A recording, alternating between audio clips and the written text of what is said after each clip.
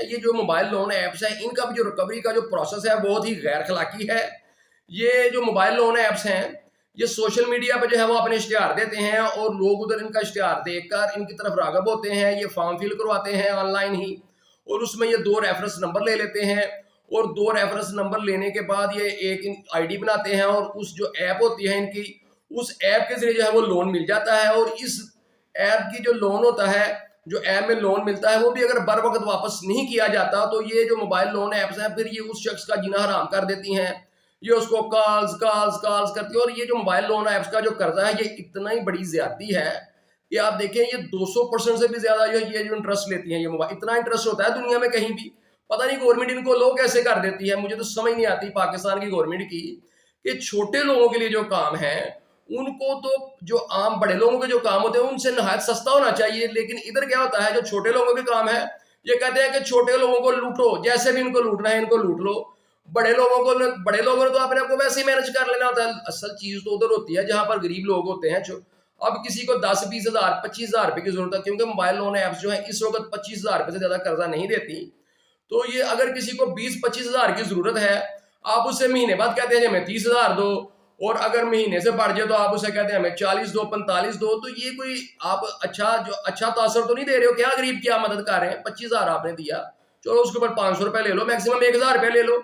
आप 200% के करीब जो है आप सूद ले रहे हैं। ये कोई जो है कौन सा तरीकाकार है? बहरहाल इनकी जब रिकवरी का टाइम आता है तो ये फिर क्या करते हैं, वो बंदा डिफॉल्ट कर जाए, फिर उसको कॉल्स कॉल्स कर करके फिर जो उसका रेफरेंस होता है वो बंदे को पता नहीं होता कि वो बेशक इधर इनको जो जिस तरह के गलत तरीके हैं, इनको तो नंबर ही दुरुस्त नहीं देना चाहिए किसी का।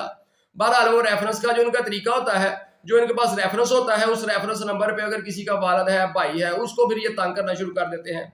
बंदा बेचारा परेशान हो जाता है। और अभी तो ये जो मोबाइल लोन ऐप्स हैं इनको जो है वे कानूनी दायरे में लाया गया है।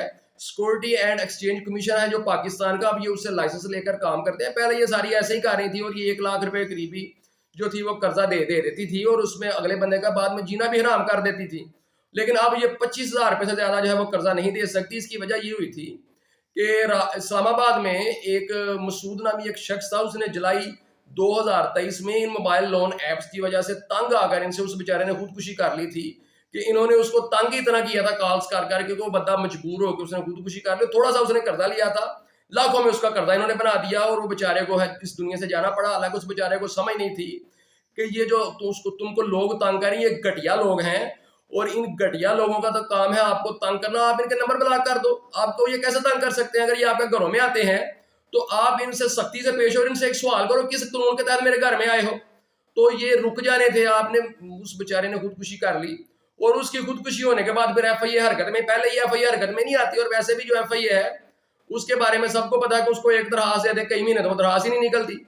तो फिर उसके बाद एफआईए जो है वो हरकत में आई और एफआईए ने ये जो है ये जो मोबाइल लोन ऐप्स ये बंद करवाई।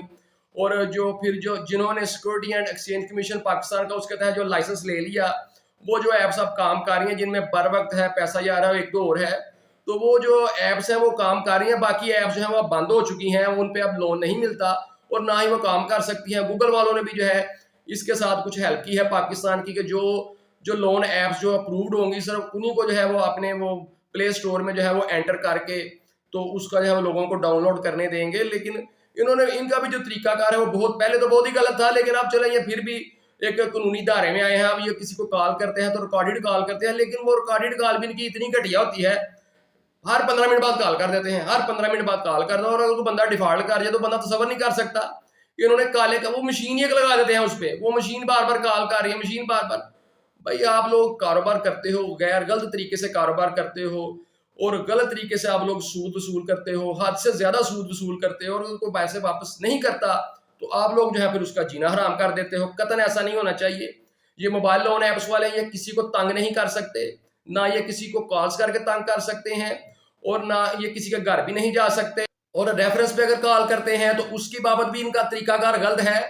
और इनके जितने भी तरीकाकार है जो कानून से हटकर हो बिल्कुल गलत है। ये किसी का शनाख्ती कार्ड ब्लॉक नहीं कर सकते, किसी को एयरपोर्ट पर ब्लॉक नहीं करवा सकते। ऐसी अगर कोई खबरें आप सुनते हैं तो बिल्कुल झूठ है। ये भी अगर रिकवरी कर सकते हैं मोबाइल लोन ऐप्स वाले तो सिर्फ और सिर्फ अदालत के जरिए रिकवरी कर सकते हैं। इनके लिए कोई ऐसा दीगर तरीका नहीं है। जब कोई शख्स इनसे कर्जा लेता है तो आप देखें उस वक्त ये एक एग्रीमेंट साइन करवाते हैं वो एग्रीमेंट काफी उन्होंने लंबा बनाया होता है। पाकिस्तान में आम रवाज है, एग्रीमेंट बहुत लंबे होते हैं। जब भी हम कोई ऐप जो है इंस्टॉल करते हैं तो हम कभी भी कोई एग्रीमेंट नहीं पढ़ते, क्योंकि एग्रीमेंट होते ही बहुत लंबे, हम वैसे ही उसको ओके ओके कर देते हैं। तो जितनी भी ऐप्स होती हैं उन्होंने एग्रीमेंट जो है वो अपनी फेवर में लिखे होते हैं। बहरहाल इनका जो भी एग्रीमेंट है आप उस एग्रीमेंट को पढ़ लें, उसमें क्लियरली ये लिखा होता है कि अगर कोई कॉन्फ्लिक्ट पैदा होता है तो ये कोर्ट के जरिए रिकवरी कर सकते हैं, कोर्ट से हट के ये रिकवरी नहीं कर सकते। तो इसलिए ये जो मोबाइल लोन ऐप्स हैं ये सिर्फ और सिर्फ जो है वो अदालत के जरिए रिकवरी कर सकते हैं। एक बार तो ये कॉल कर सकते हैं, लेकिन बार बार ये कॉलें नहीं कर सकते। सिर्फ एक बार से ज्यादा ये कॉल किसी सूरत भी जो है वो नहीं कर सकते। तो इसलिए मोबाइल लोन ऐप्स वाले जो हैं इनसे परेशान होने की कोई जरूरत नहीं। अगर ये आपको बार बार कॉल्स करते हैं, इनके नंबर ब्लॉक करते जाएं, ये कुछ भी नहीं आपका बिगाड़ सकेंगे। अगर ये अदालत में जाते हैं तो फिर अदालत में देखेंगे, अदालत तो दोनों फ्रीकैन को सुनती है, लेकिन ये आपका शनाख्ती कार्ड ब्लॉक नहीं कर सकते, ना ये एफआईए में कोई रिपोर्ट कर सकते हैं। ये सिर्फ और सिर्फ अदालत के जरिए कर्जा लेना और देना एक सिविल मामला है, प्योर सिविल मामला है, और सिविल मामला जो है वो सिर्फ और सिर्फ अदालत में हल होते हैं। तो इसलिए ये आपके खिलाफ सिर्फ और सिर्फ अदालत में कार्रवाई कर सकते हैं, इसके अलावा दीगर कोई तरीकाकार नहीं है। बहरहाल इसी के खिलाफ मेरे दिल में कोई बुग़्ज़ नहीं। मैं चाहता हूं कि हर बंदे का कारोबार चले, किसी का कारोबार खराब ना हो, लेकिन जो गलत करेगा उसकी मैं ज़रूर निशानदेही करूंगा। और ये जो गरीब लोग हैं हमारे मुल्क के, मुझे इनसे हमदर्दी है। ये पहले बेचारे गरीब होते हैं और गुर्बत की वजह से ये कर्जे लेते हैं, और जब वापस नहीं कर पाते तो मज़ीद जब फंस जाते हैं। और जिन्होंने इन कर्जे इनसे रिकवर करने होते हैं उनको शर्म तक नहीं आती कि एक बंदे के घर में खाने के लिए ना तो आप उससे कर्जा वापस मांग रहे हैं। तो इन गरीब लोगों से मुझे हमदर्दी है। आप लोगों भी कारोबार करें, कानून के दायरे में रहकर करें, मुझे कोई इतराज़ नहीं, लेकिन अगर किसी ने कानून से हटकर किसी से ज्यादती की और मेरे इल्म में ये बात आई तो मैं उसके खिलाफ ज़रूर जो है अपना जो भी किरदार है वो अदा करूँगा। उम्मीद करता हूँ कि इस वीडियो के ज़रिए मैं अपने उन भाइयों की, अपने उन साथियों की रहनुमाई कर सका हूँगा जो कर्ज़ों के जाल में फंसे हुए हैं और परेशान हैं, और जो है उनको समझ नहीं आती कि उन्होंने क्या करना है। तो मैंने आपको बता दिया कि कोई आपसे ज़बरदस्ती नहीं कर सकता। अगर आपने कर्जा किसी का देना है तो सिर्फ वो अदालत के जरिए आपसे ले सकता है। इसके अलावा अगर कोई कार्रवाई करता है तो वो गैर कानूनी है, आप उसके खिलाफ जो है वो कार्रवाई कर सकते हैं, उसके खिलाफ एफआईआर भी दर्ज करवा सकते हैं, और आप जो है वो अपने डैमेजेस जो है वो भी क्लेम कर सकते हैं।